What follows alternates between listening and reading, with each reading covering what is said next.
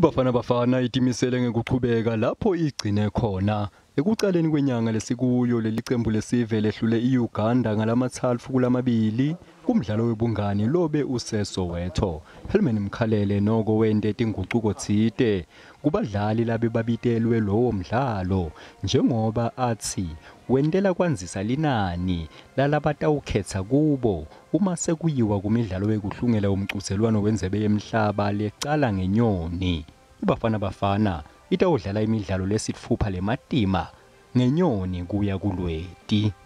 For us, it is important that we have bigger, options, rather than relying on the core that might be thinner when we get into those games, because they will be playing back to back, So it is important that we have players that can just come in and just hit the ground running. Badlali beKaizer Chiefs lekuma semifinals eCAF Champions League Vuma, Siyabonga Ngezana na Happy Mashiane bakhona ke kuleli cembu laMkhalele. We'll include the Kaizer Chiefs players, but we do have players that are there if Kaizer Chiefs proceed to the finals. Inkinga lenkulu ukuthi lo mcutselwano awukho ngephasi kwekhalenda yeFIFA lokusho ukuthi emacembu akaphoceleleki ke ukuthi akhulule badlali babo baye kuKOSAFA. If clubs they say they don't want players, so we need to go and find players that can go and represent the country.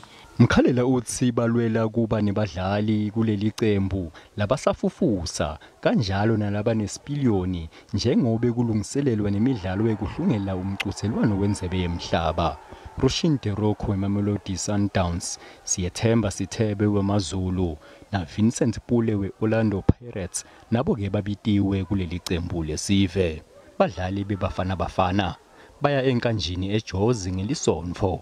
Mina ke ngingumduduzi Ndlovu leti Tindzaba SABC eJozi.